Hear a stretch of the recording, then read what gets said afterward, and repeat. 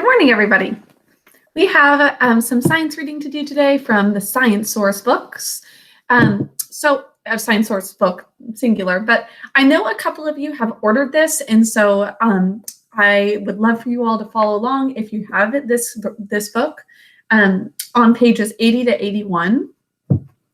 This book is one that we use for some of third grade up to even sixth grade, kind of going back and forth between different parts of it. So today we're going to be looking at the process of photosynthesis that we've been talking about, which is what producers do to make their food. Do you remember the three categories of organisms that we talked about that are named because of basically how they get their food? So one of them is producers, like I just said, that's plants. Do you remember what the other two are? Consumers is the second one. Do you remember what consumers do? They eat other living things. So they eat other organisms, whether that's plants or animals. So there's producers, consumers, and the last one, decomposers. Decomposers break down dead animals and plants to have rich nutrients in the soil. And that helps those producers to be able to produce their food. So producers are plants that make their own food. We're going to see the process of what that is like today. We've talked about this with our Greek roots as well, because photosynthesis comes from three Greek words. Photos, which means light. Syn, which means with and together. And thesis, to put, place, or position. So it's putting things together using light. Okay, so let's hear about photosynthesis. Like animals, plants carry out cell respiration to get energy from food. But unlike animals, plants make their own food.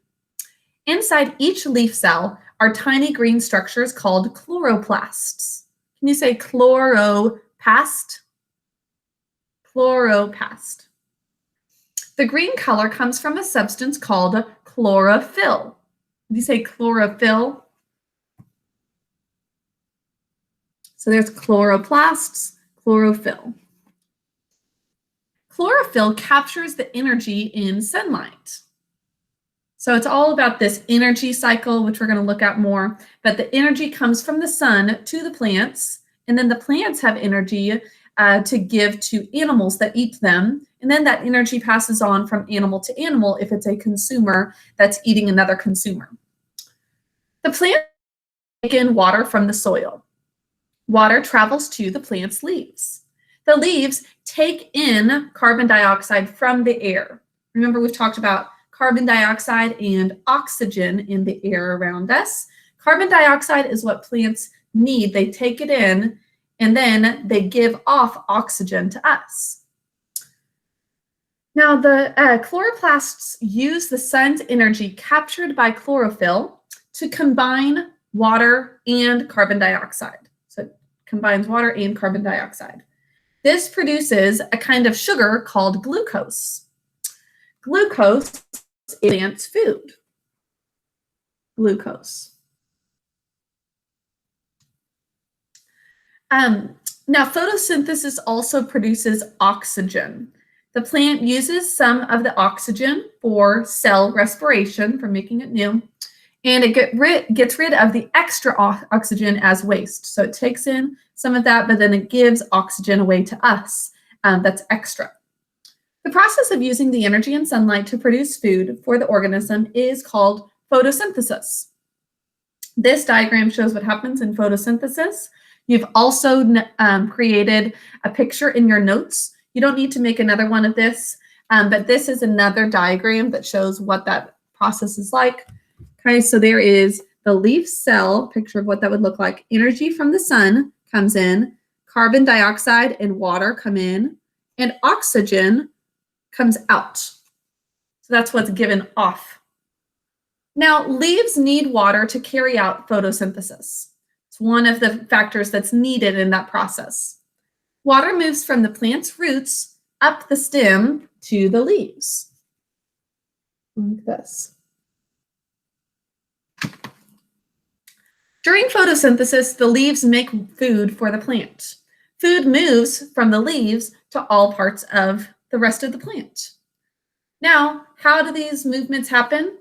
During the growing season, plants make a lot of food, so especially like spring months, but it depends on the season that that plant is especially growing. They use the food to carry out their life processes. Sometimes they make more food than they need right away. Then they store the extra food in their roots and stems. So they're making that in the season of growth, and then they store extra down below.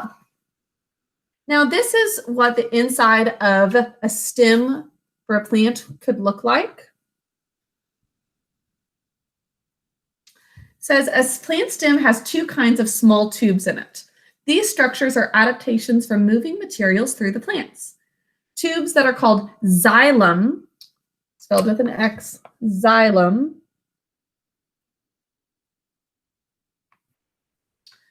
carry water from the roots up to the stems to the leaves, or up the stem to the leaves.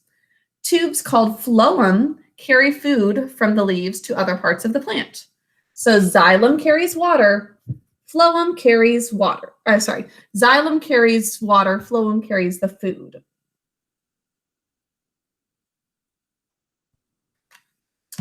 Okay. As a little extra fun fact, it says that potatoes are underground stems that store foods. Carrots, beets, and radishes are also roots that store food. So within that vegetable itself, they're storing the extra food. Okay, if you have a book to follow along with me, would you turn over to page 132 next? And we're going to take a look at that oxygen and carbon dioxide cycle. Remember that we need oxygen, we give off carbon dioxide. Plants are the opposite. They need carbon dioxide, they take that in, and they give off the extra oxygen to us and other animals. Now, air contains carbon dioxide and oxygen. Those are two gases in air. Organisms use these gases over and over again. So once we take in some oxygen, it doesn't mean that that is just done. It's a constant cycle. The movement of carbon dioxide and oxygen between organisms in the air is called the oxygen and carbon dioxide cycle. And it looks a little like this.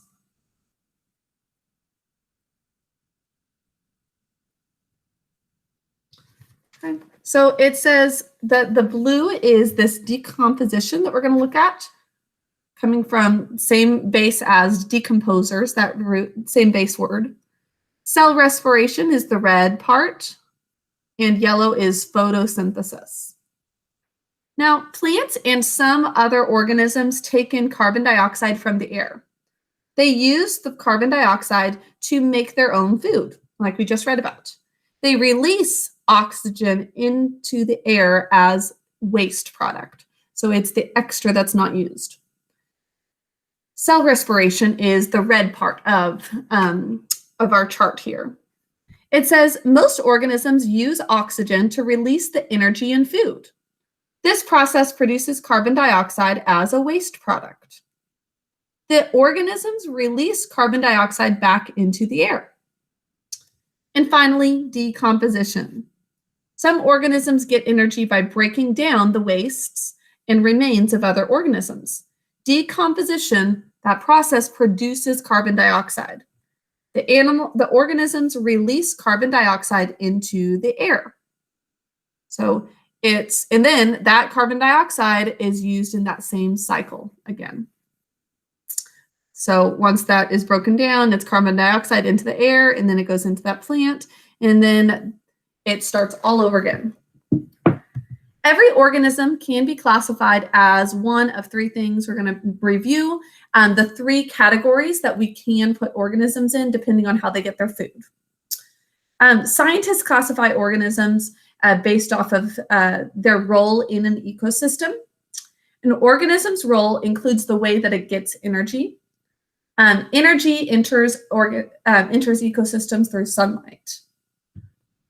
Now, organisms that are called producers capture the energy in sunlight, They use that energy to make their own food. These are producers. The green scum that grows on a pond is made of simple organisms that make their own food. They're producers too.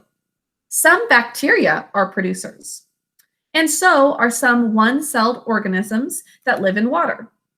When producers make their own food, the energy that came from sunlight is stored in their bodies. Here's a picture of some producers in a pond ecosystem.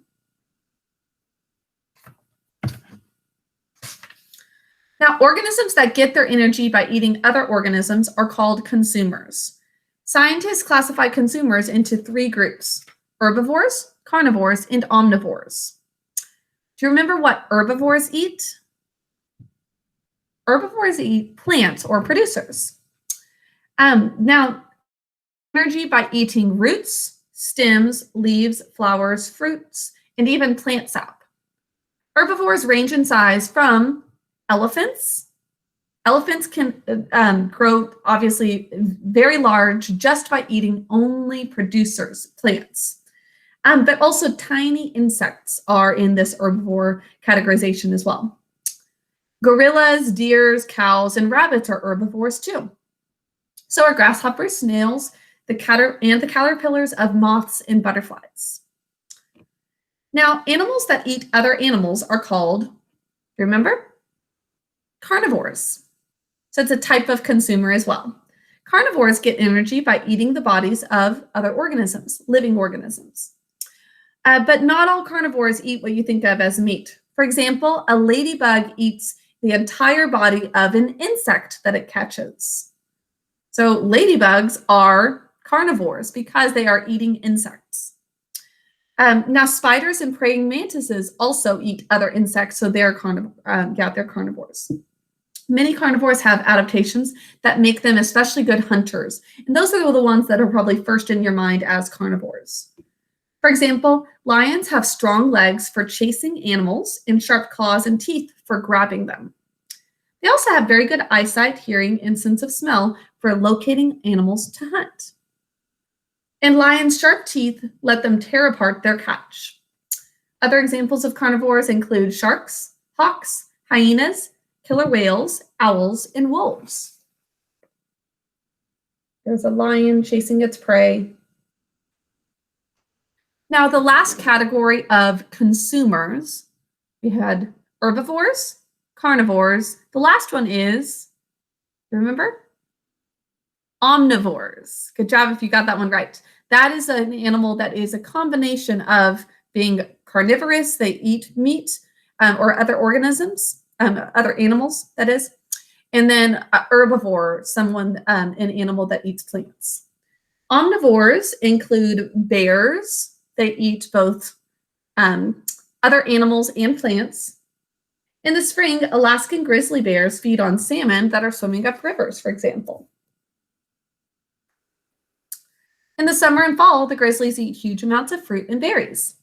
Other examples of omnivores include cockroaches, crows, raccoons, coyotes, and humans. Okay, and our last section is on decomposers. Decomposers feed off of dead plants and animals.